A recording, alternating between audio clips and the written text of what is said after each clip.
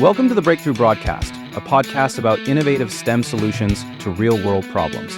From emerging technologies to practical research, Drew Reck explores how science, engineering, and bold thinking are shaping the future.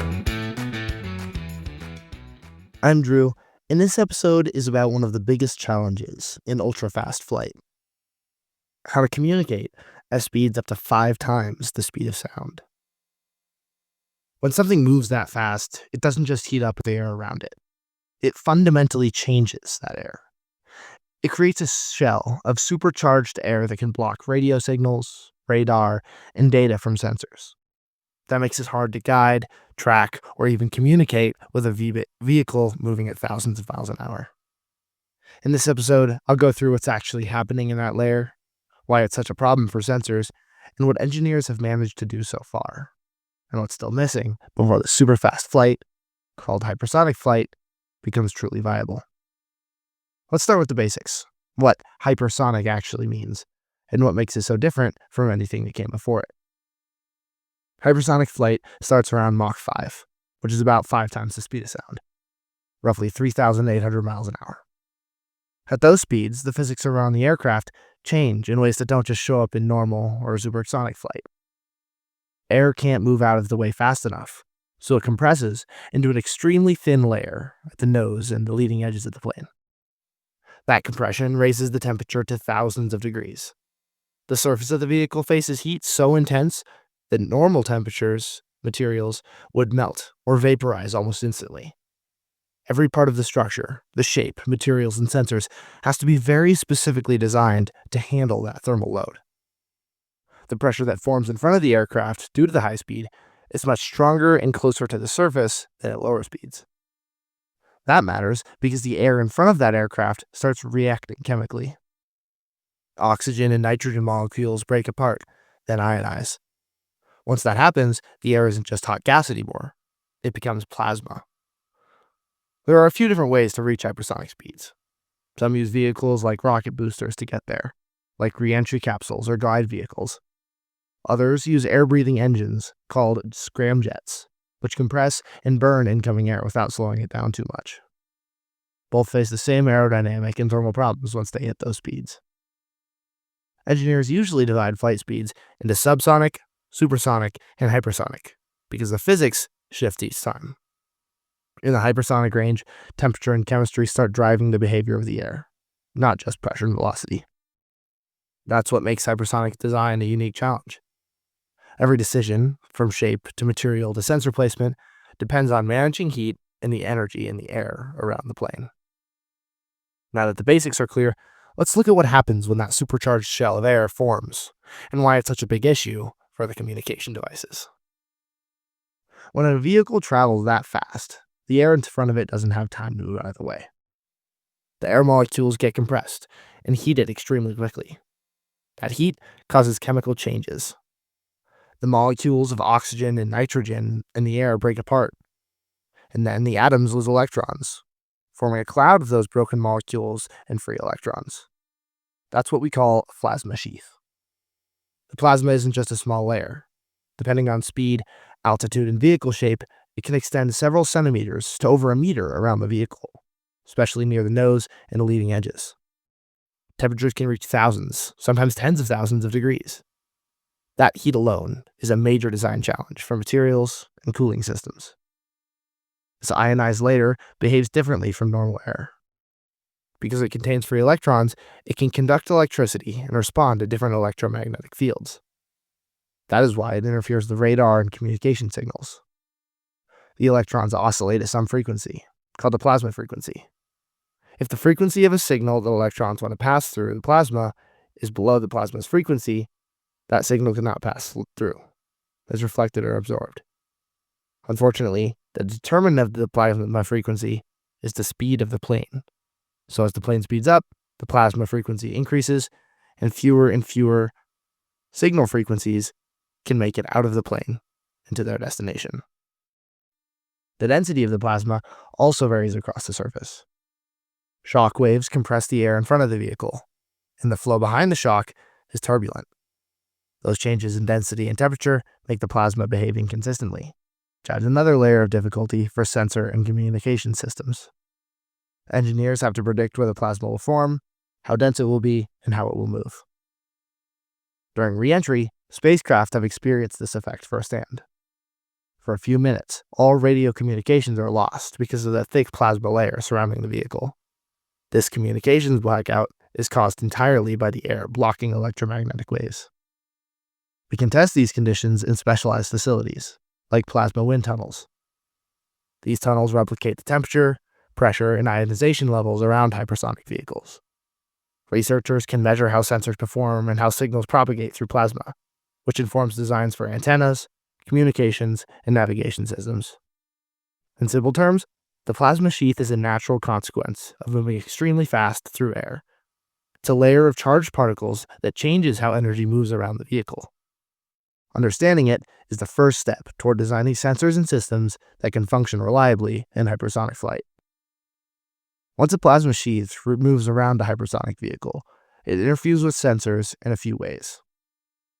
The most important is how the plasma interacts with electromagnetic waves, which include radar signals, radio communications, and some data links.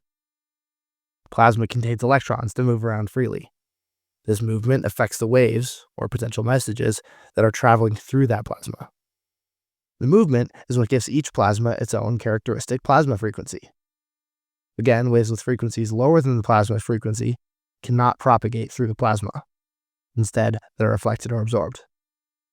For a sensor trying to detect the vehicle, or for an onboard radar trying to see ahead, this means the signal is partially or completely blocked. Again, the problem isn't uniform. Plasma density changes the amount to which the plasma can disrupt the signals. Since, as we know, plasma density varies based on location, there's a significant variation in the quantity of signal distortion that may manage to pass through the plasma layer. Even if a wave is strong enough to penetrate part of the plasma, its direction and strength may change, making it unreliable for navigation or tracking. Beyond communications, plasma also affects measurement instruments, like thermocouples or pressure sensors. The high temperature and ionized environment can create electrical interference, damage components, or produce inaccurate readings. Sensor housings must be designed to handle both thermal and electromagnetic challenges.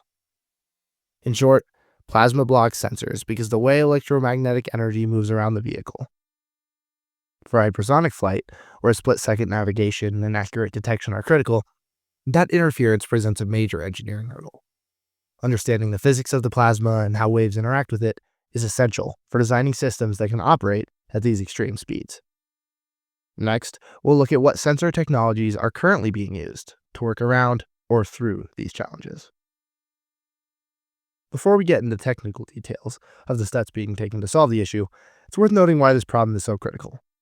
At hypersonic speeds, even small errors in navigation or sensor readings can have huge consequences, because vehicles cover miles in just seconds. Losing communication or accurate data for just a few moments can make a difference between a successful mission and a failure. That's why engineers focus on not just building fast aircraft, but on understanding the environment that those aircraft move through. This plasma sheath isn't just a curiosity, it's a central factor that determines whether hypersonic flight is practical and safe. Even with the plasma sheath interfering with electromagnetic signals, engineers have found ways to collect data and maintain some level of sensing during hypersonic flight. Current approaches rely on a mix of optical, infrared, and radar technologies, each with strengths and limitations. Electro-optical and infrared sensors are commonly used. These sensors detect light and heat rather than relying solely on electromagnetic waves.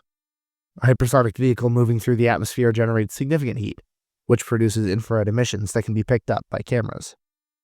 Sensors tuned to detect this heat can often see through or around parts of the plasma that block radar. Ground-based detection systems sometimes use these techniques to track vehicles that otherwise would have been invisible to conventional radar. Radar is still in use, but its effectiveness deeply depends on the frequency. Some high-frequency radars can still partially penetrate the plasma, though signal loss and scattering remain challenges. Engineers can often pair radar with optical systems to create hybrid sensing solutions that are usually the most effective. Onboard navigation systems also combine multiple sensor types. GPS signals can be degraded or blocked by plasma, so navigation systems that use the plane's velocity and calculate location relative to the starting point are used alongside optical sensors. These systems calculate position and velocity without relying on external signals, allowing vehicles to maintain accurate guidance even when communications are limited or completely down. Testing these sensors is difficult. Plasma wind tunnels replicate extreme temperatures, pressures, and ionization levels, letting engineers measure how sensors perform under conditions similar to a real flight.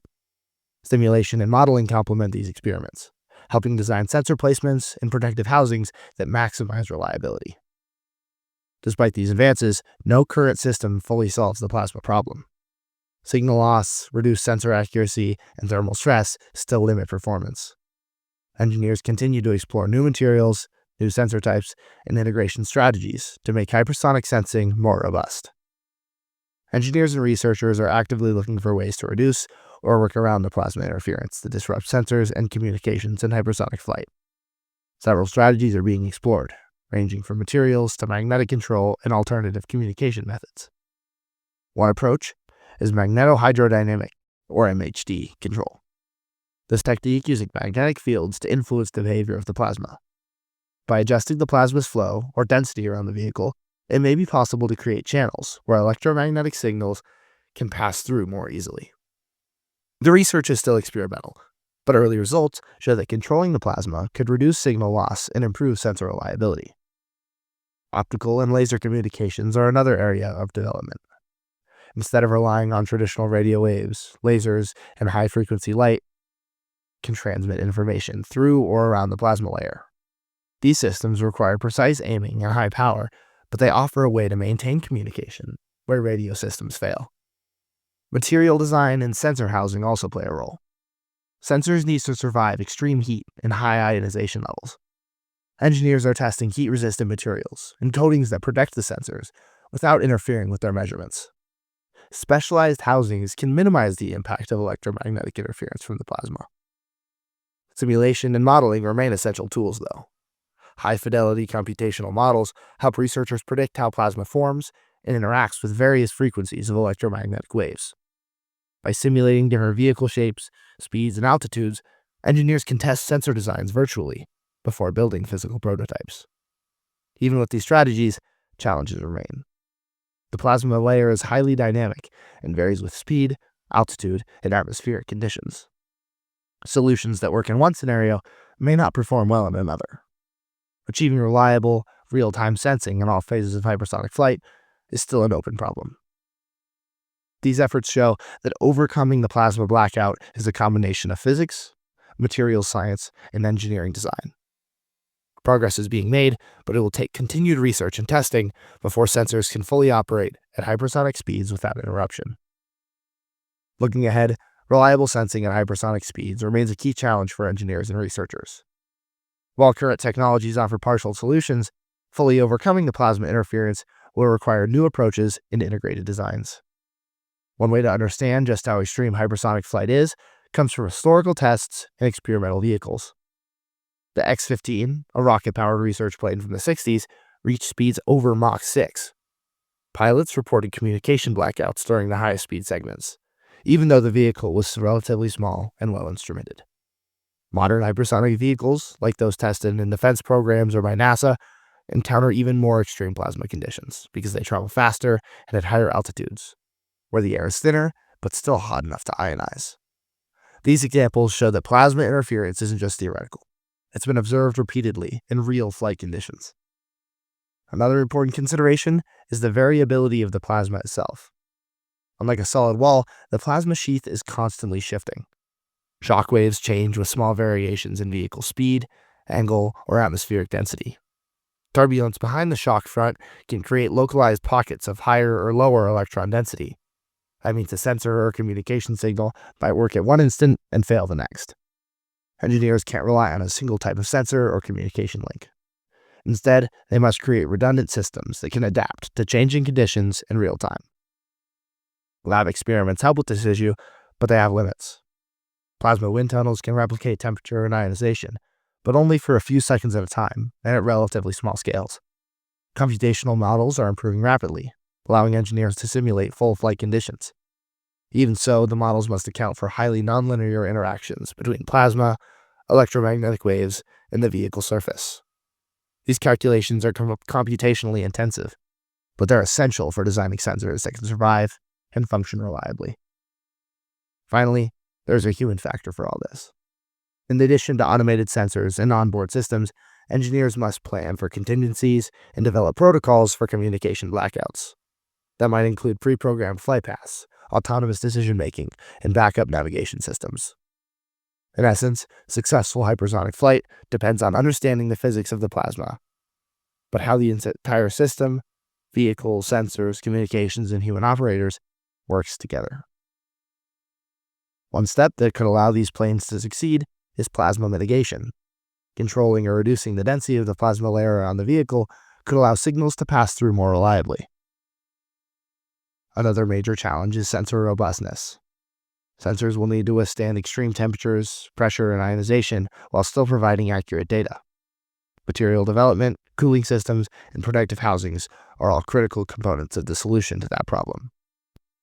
Integration is also important. Sensors, communication systems, and vehicle design must work together. A shape that minimizes drag might increase plasma density in critical areas, while a heat-resistant material could interfere with sensor placement. Engineers need to balance thermal, aerodynamic, and electromagnetic considerations simultaneously. Finally, modeling and simulation will continue to play a major role. Better computational tools can predict plasma formation, signal propagation, and sensor performance under different conditions. These models help reduce the need for expensive physical testing and guide the development of next-generation hypersonic systems. Overall, solving these challenges requires collaboration across aerospace engineering, physics, materials science, and electronics. Advances in any one area can improve overall performance, but achieving reliable hypersonic sensing will depend on a combination of approaches. Hypersonic flight presents a unique set of challenges, and the plasma sheath that forms around vehicles at Mach 5 and above is one of the most significant. This layer of ionized air affects how sensors and communication systems function, making navigation, tracking, and data transmission far more difficult than at lower speeds. Understanding the plasma and its behavior is essential for anyone working in hypersonics, because it determines how vehicles can operate safely and effectively.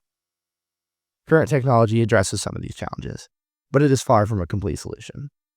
Electro-optical and infrared sensors provide alternatives to radar, allowing some observation through or around the plasma. Inertial navigation systems help maintain guidance when GPS signals are degraded. Still, signal loss, scattering, and thermal stress limit performance.